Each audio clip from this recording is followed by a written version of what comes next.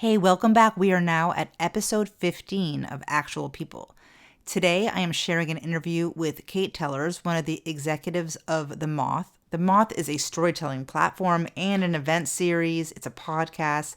It's even a corporate program for storytelling. It's a lot of things, all centered on telling human and real and universal stories. Our interview got me thinking about the consequences of disconnection in society and the subcultures that used to bubble up from the streets. What are we really missing now? The CDC website says 1 in 3 adults in the U.S. report feeling lonely. 1 in 4 feel like they don't have any sort of social or emotional support. I think what we've gone out and done to ourselves with social media and our digital existence is that we've completely overproduced ourselves. We're so polished. We've burnished ourselves into like this shiny penny to the point where we've lost the thread of who we are in our essence in connecting to one another. But I'm here to say we are just as real and messy and chaotic and fascinating as we ever were, and we need to reemerge from our shells.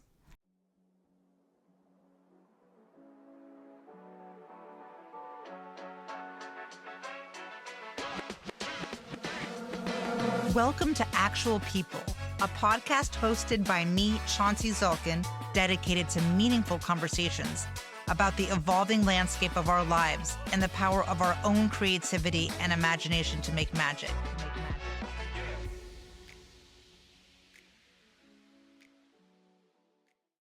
We used to have this organic culture, this ever-flowing, ever-evolving street culture.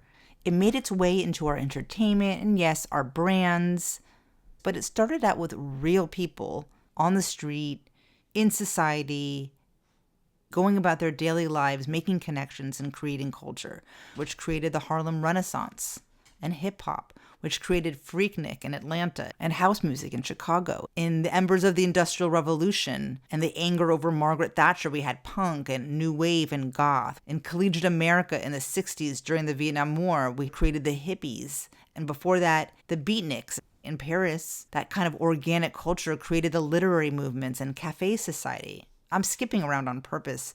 There was so much energy and movement. My early career consisted of reporting on visual street culture in a stream of consciousness list that I would document walking through the streets of New York. I sent that list out to 18,000 people, which was a lot at the time. It was around the turn of this century that we discovered that we could all individually brand ourselves because of the internet. But it was not a completely new concept. David Bowie turned himself into an art piece. Boy George did, Prince, Madonna. The 90s drag queens like Lady Bunny come to mind. The club kids of the 90s, all those hangers-on during Fashion Week, they brought it with their outfits. They weren't the Kardashians. They didn't have a TV show. 24-Hour Party People was literally a movie. It was about Manchester, England, which was the place where the Industrial Revolution began. After all the factories started closing down, the music scene flourished there between 1976 and 1992. And the best mass culture example of how culture moves around the streets into various contexts was Desperately Seeking Susan. I don't really think it would be called accurate, but it celebrated the organic nature of how culture moves around society. And it's that organic nature that gives us our vibrancy. A little while back, the New York Times ran an article by a writer named, and I don't know if I'm pronouncing this right, Mireille Silkoff, who I looked up, and she was born within a month of me in 1973 and is also a parent. And she observed that where we used to have actual scenes, as in groups, communities, we now have aesthetics with no reference point. That is the definition of a simulacrum, a copy of a copy. The original is lost. If you want to get all academic and talk semiotics, not to be mistaken for dark academia or light academia or romantic, chaotic, or art academia, yes, those are names for aesthetics, as are art ho, goblin core, Appalachian Gothic, and cartel core. And you've all heard of mob wife. That's an aesthetic too. You probably also heard of cottagecore and grandma core. No? Look it up. This is quite a rabbit hole. Aesthetics used to reference actual culture and movements that emerged from people spending time together. Now it's online cosplay. Is this endless fragmentation and separation the slow big bang of human connection? I was so happy about the Barbie movie last summer because it was a shared experience. In the distant past of 15 years ago, we loved this idea of the long tail, the niche market. But now we miss the common experience with all the power that we bestow onto the social media influencer. And I've read recently that they are not making bank the way they used to. There is a sort of futility and an irony to the social media influencer. Even if you have 100 million followers, the algorithm might show your followers your content or not. It's up to the algorithm. And when people do see your content, do they even think about it 1 millisecond after it's gone? My guest for today's podcast, Kate Tellers, is a department director for The Moth, and she's been part of The Moth for 18 years. The Moth started in small venues in New York where people would gather to hear people tell their own stories. It was kind of like the New York City version of sitting around the campfire, but with a little help from a director. It's based on the oral tradition of storytelling as the glue and connection of society, from cavemen to the Iliad to the dinner table.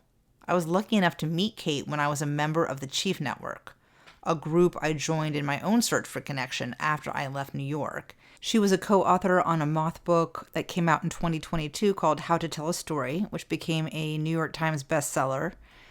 We don't sit still for stories around a campfire the way we used to.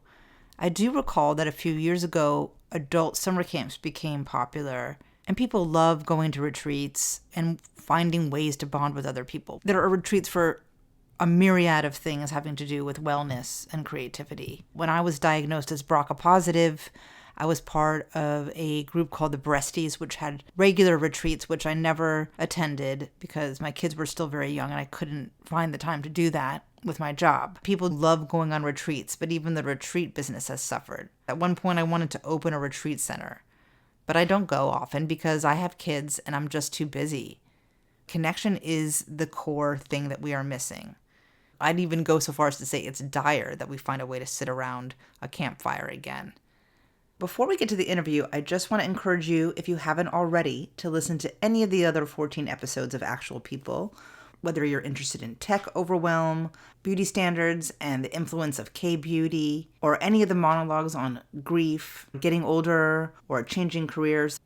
When people ask what episode I recommend, I always say pick the one that speaks to you with the most immediacy and go from there. There's something for everyone. But before you do that, let's dig into this interview with Kate Tellers of The Moth and learn how she found this amazing career for herself. How did you get started with The Moth? Have you been there since day one, or what's your story with them? The Moth was founded in 1997, and I found The Moth in 2006. At the time, I was an actress in New York City. I was doing Moth adjacent things without knowing what The Moth was. I would do solo shows or cabarets or stand-up or things like that. And simultaneously, at the same time, my mother was dying. When she passed away, I realized that what we had of her were her stories. She passed away at home. A bunch of the family was there. We sat in the living room and told stories about her. That affected me profoundly. At the time, I was temping to support my life doing black box theater in Midtown, and I was listening to podcasts and I heard a Moth story on This American Life. And it said, we have a live event. And so I went to the Nuyorican Poetry Cafe on the Lower East Side, waited in line with hundreds of people, and went in. And there was this synergy and connection between the people on stage and the people in the audience that I'd never felt in either side of anything I'd been doing in theatrical spaces. And I was like, this is the thing, that like empty little piece that had been sort of circling around. So I wrote a terrible cover letter, like horrible, but they saw some extreme hunger in me. And I was hired as the podcast intern. We'd never done a podcast. We'd been recording our stories. We kind of started a podcast on the whim, and I was the intern.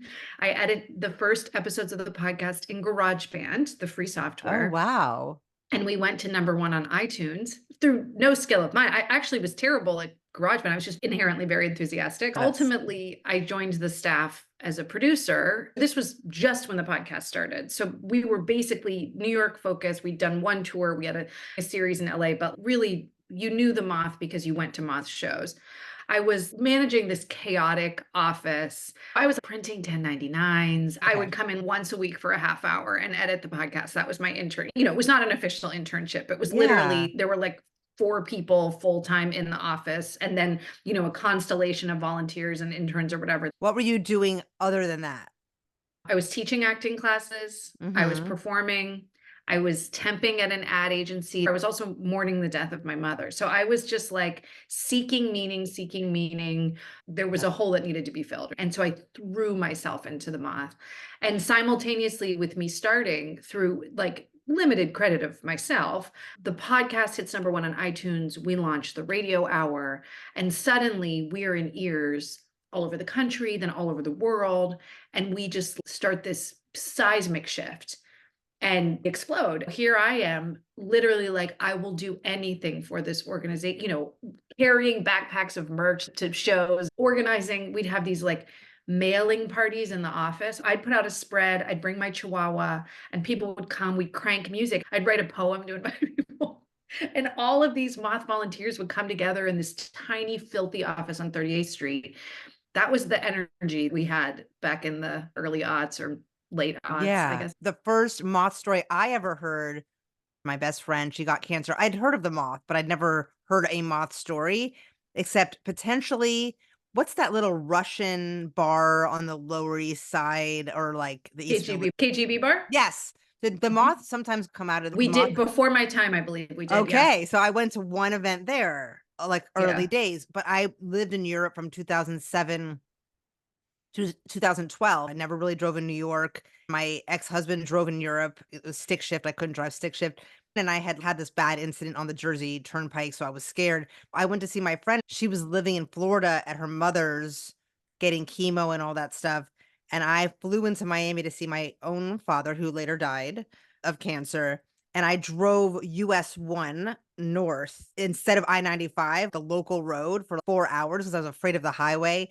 And I listened to, of all things, Orange is the New Piper Black. It was Kerwin's not a story, yeah. show, it was just the moth story of that woman. Like, Yeah, "Oh, this is an yeah. interesting story." And then, like, a year or 2 later, it became a TV show. It wasn't even a TV show, and it got me up there. Oh, What interests me about the moth is it's not necessarily that these people are writers, for right? sure. For And sure. That's the greatest part about it. It's very accessible. It's an art form. It's a form of communication. It's a community building glue. And I love that. It allows me to have real conversations with people that I would never have a conversation with otherwise. It's not what do you do or where did you grow up? It's literally who are you as a human being? When we bring people to our main stage, we work with them one on one to help them shape their stories. A story is the intentional ordering of information. So, what you hear is true to their experience, true to their own voice, but there's a directorial hand behind that and a process. Even the greatest storytellers in the world thrive with a director because you have someone hearing you and saying, okay, when you said this, this was this, or let me ask this question that's going to push you a little further into the truth. So we design workshops and events in the MothWorks program. We took kind of the methods that we were developing as directors and put them into this program. Businesses come to us for 3 reasons. One, storytelling is, wonderful for team building. Secondarily, people come to us for culture building. Why do we do what we do? How do we communicate that and collectively come together, give a culture that reflects those values? And then 3, simply as a communication tool. And that's kind of a bucket from how do we use stories to elevate data, to make data more memorable? How do we make more engaging presentations? How do we illustrate This is good. essential points through story? Okay, so this is what you're doing now? You're directing this program now? And then I'm also a senior director. So in that role, I help to develop stories. So I'll have my own particular shows where I'll develop stories for the main stage. I'm a host of our podcast and radio program and our live events. And sometimes I'll tell a story of my own. Yeah, I was gonna ask you about your own stories. So you Mhm. were drawn to this, you were going through an intense healing process of your own. Did you tell your story on the stage about your mother? I look back at it and I think, how bold, because I went to my boss and was like, here is my heart. I want to share it as part of our work, which is so high stakes. But she was wonderful. I worked with our former artistic director, Catherine Burns. I knew I wanted to tell a story about my mom. I didn't know what the story was. I had done a solo show about the evening that she passed, and I kind of thought it might be that. That's such a tricky story to tell to avoid the and then. Even though that means so much to me, what happened, it's not going to matter to the audience if there's not something universal underneath it. And so we worked together and we talked through it, and I shared it a few times on stage. It went on podcast, it went on radio. The process, I always say, of working on a story with someone is, to me, equally, if not more valuable than the product of actually sharing it. It's wonderful to be heard, and it's wonderful to be heard by hundreds of thousands of people, but also to be heard by one person in a dialogue that's so generous often on the director's part was really, really special. Do you feel like that's a foundational story for you? The passing of your mother? Oh, Probably. for sure. It's 100% a foundational story. It made what I went through real. There's a record of that night that changed everything. And in talking about the story, it made me understand what I was going through in contemplating the loss of my mother. It had been this specter for 10 years that she was going to go. And I just have a better understanding of it. And there's a record of that experience that's changed me. And I can sort of let it go because there's a record, and then think of all of the other wonderful ways that my mother still affects my life. But it's there, it exists, it was real, and it matters. I think it's really easy to almost deny your own story because it's nebulous and it fades. When I was a child, and a friend and I, we had this very real experience at the time that was very strange. And as I got older, I'm like, real, did that happen? Even though we both experienced it, it just feels untrue. I think that's really important that you have a record and it has a shape to it. Has that story changed because of the telling of it? Your understanding of it over the years, how does a story change in your processing it through telling it? I'm going to give you like a very technical answer. Yeah, first, great. Which is, at the Moth, when your story goes on podcast and radio, you don't tour with the story anymore. So I rarely tell that story. That story is pretty fixed. Now, my understanding of the experiences, the stories I've told since then around that, have certainly changed. I've become a mother since then. I've married. Right. Many major life events have happened, and that certainly changes the lens of it. But I mean, my experience of that night and my perspective of it is not that different than it was then. But in many times, our experience does change, but there's still a record of what that was for me. You know, when I told it when I was however old, that exists. She died when I Okay. was 28. What if you had never told the story? How do you think that would have changed your life? Or, I was going to say your experience of it, but just your life. If you had not done this, you ever told your own story? I just immediately had this world that was in so many ways challenging my brain in a way that it, and my heart in a way that it needed to be at that time. People don't get a lot of time to listen to each other. How do you talk about listening? For sure. It's very easy to get in the swirl of conversation with people and go, go, go, go, go. So it's a great practice to just be like, it's just about this person's story. And what can I do to help them be best prepared to share their story? What am I listening for? I'm listening for patterns. I'm listening for emotion. I'm listening for what they care about. I'm listening for, I have questions. Where are we going to poke and pull the thread? And that's really fun. And it's a wonderful way to exist with people. There's often high emotions. And very often you hear people say, I've never thought about things this way. I've never said this.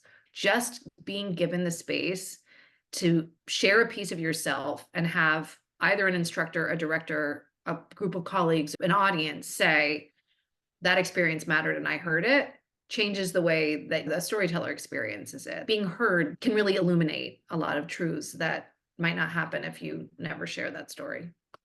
I mean, even in this conversation, I'm chiming in with, oh, I relate to what you're saying with the thing that happened to me. You're saying like parent dying. I'm like, oh, parent died. A lot of my closest friends, we constantly interrupt each other and have conversations that way. That's the exact reason that we started, is that our founder was a poet and a novelist, and he sold some books. They were made into movies, and he would go to parties and everyone did exactly that like laddering thing that we can often do. And he was at the same time going to poetry slams, and he's like, I'm more interested in the story behind the poem than the poem. The why of anything, the story of this person, is its own form. What if we just gave people space to share their stories? We went to the mountains over spring break and we went to ride horses. The owner of the farm was sitting in the barn and he was very still, like barely moving. He was older and handsome in this very weathered way. He looked like he came from a different era. He was looking at this horse that had just given birth. And he went on and told this story about how this horse was going to be discarded. He didn't even want the horse. He thought the horse would be a liability. They didn't know that horse was pregnant, but he ended up taking the horse. I was just like, I don't even want to get on the horse. I just want to listen to this guy talk all day. And I crave that. I think the Right. celebrity stuff, a lot of it is not that interesting. How interesting is living in Hollywood and having $1 billion at the end of the day? Can be, but I like these real stories. I think all of us owe it to ourselves to have a story that connects us to the work that we do. Why do you do the work that you do? Sometimes it's an origin story, or sometimes it's a moment that you realize your work had value. We should think about that as parents. We should think about that as athletes or activists, whatever these identities are that we have.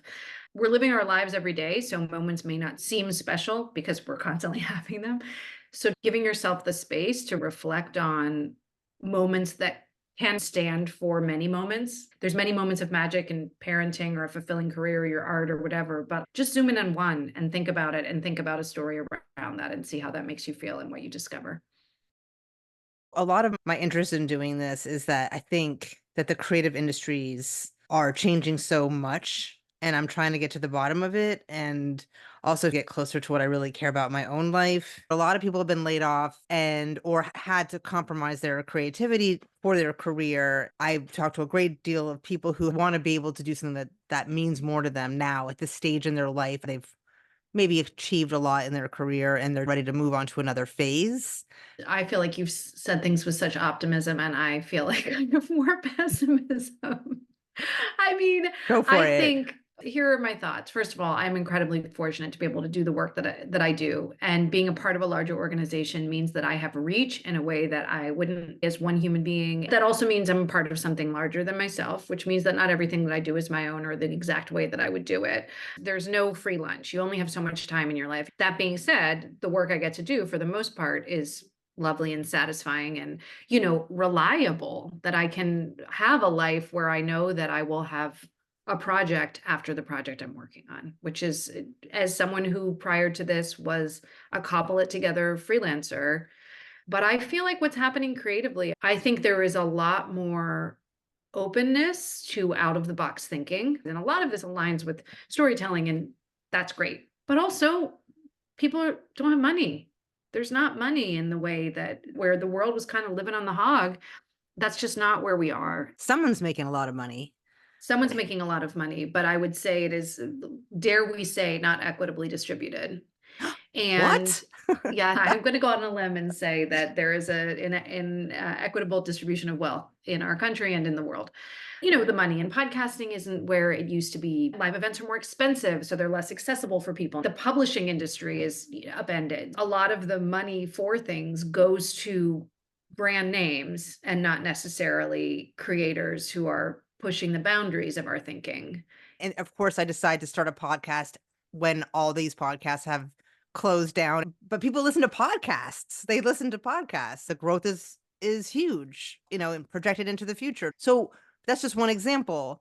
People read books. Where is that money going? I had somebody very close to me call me in tears because a project got canceled that they were really depending on. And this person is hugely talented and has published 10 coffee table books, and they are worried about their next meal. Well, almost. It's not been that much better for myself. I interviewed somebody else. They said that people that used to make $2,000 a day freelancing haven't had a project in 18 months. That was the quote. And she said she just gave up and now she's a fine artist because she can afford to do that right now for whatever reason. Is it going to be like, are we going to have a creative homeless population? What is going to happen? I mean, you do need to make money. So yeah, I'm not that optimistic. I'm just wondering what, from your purview, what you see or, happening and what you think might happen in the future, because it doesn't really add up. People are watching things, they're listening to things. It's not all in Jeff Bezos and Elon Musk's pocket. People want to be entertained. So I don't really get the math of it. I'm not going to pretend I wholly get the math, but I will say that speaking to podcasts and specifically, it was a bubble. People overinvested and didn't get the money on their return, and now we're investing less. There's less money in it. I would say in terms of other industries, I don't know that podcasting would necessarily fall under this, but there are a lot of things that you can do more cheaply. than you used to be able to do. You don't have to pay people to do them. And then people don't consume print media in the way that they used to consume print media. People are reading books, but what books are they reading? Again, I don't have the full answer to this, but I think it's just that the landscape is changing. Also, we have a generation of people coming into the workforce who are saddled with student debt. The cost of living is so expensive. Wages are not commensurate with the cost of living. It is nearly impossible to build equity. All of these forces are coming Right. together. People don't have the luxury of creating for 4 hours a day if they also have to make sure that they have a reliable income to keep a roof over their head or their family's heads or whatever else. I mean, it's a perplexing state. I guess generally I have to feel optimistic. Do you know what I mean? Like I think Yeah, me too. I want to believe that I can help make a better world for the generations after us, and that, what is truly important in this world will win. But it feels like there are many more things, but many less options, if that makes sense. Many more things and many less options. That it doesn't make sense, but that is what I see. I agree that that is what is happening, and I don't understand the math on it. You were saying that you find that people care more about what consumer says. That was my job, like what consumers feel and think. Right. I would disagree. I was a brand strategist. I came into agencies talking to people on the street and writing about what people were feeling and thinking and culture. And then I went into marketing, and more it became about performance marketing, which is another word for sales. It was just Right. hard sales kind of marketing, and not the like get to know the people and the company and the why. That brand documentary stuff was the why, like the making of Beyond Meat and why the future of plant protein and why Timex. Those are the kind of stories that I would tell. And then it became like, that's great and everything, but we need to sell. And I don't belong in that world of sales. That's just not at all what I want to do or can do. I don't even know how to do that. I'm not a salesperson. All the people that I've spoken to who were in brand, meaning talking about the consumer and more the creative part of it, they're the ones out of work because of this data-driven performance marketing. But they're also realizing that doesn't really work without a brand. But if you notice, if you look around, there's fewer brands than there used to be that have like a real connection to people. It's very splintered because people aren't investing in brand, aka story, aka meaning, Yeah. consumer stuff, which I think is problematic anyway because it's manipulation, but they're not investing in that. And so I think it's really cool that companies are hiring you to come in, because I kind of did that de facto, the same sort of thing where I would have these workshops and get all levels of the company talking about why they work there and the meaning of what they do and finding that little nugget. But companies are running scared and they don't want to invest in that anymore. But you're saying they are investing in that from the moth. So what is the value to them in that kind of storytelling for the bottom line? Because it is all about capitalism. And I mean, that's cynical, but they need to make money. So if they didn't think that the storytelling was going to make them money, they wouldn't invest in that. I mean, I think the value is that people want authentic connections with what they consume, and storytelling helps with that. I've been working on this program for over a decade. I've gone through economic cycles and everything, and it's always been the people that hire us are saying, we want to listen to our audience. We want to see what our stakeholders care about, how we can be more human. Like, I've worked across industries, and that's the way that they're speaking. And now, even with this economic crisis. Very much now. Yes. Very much now.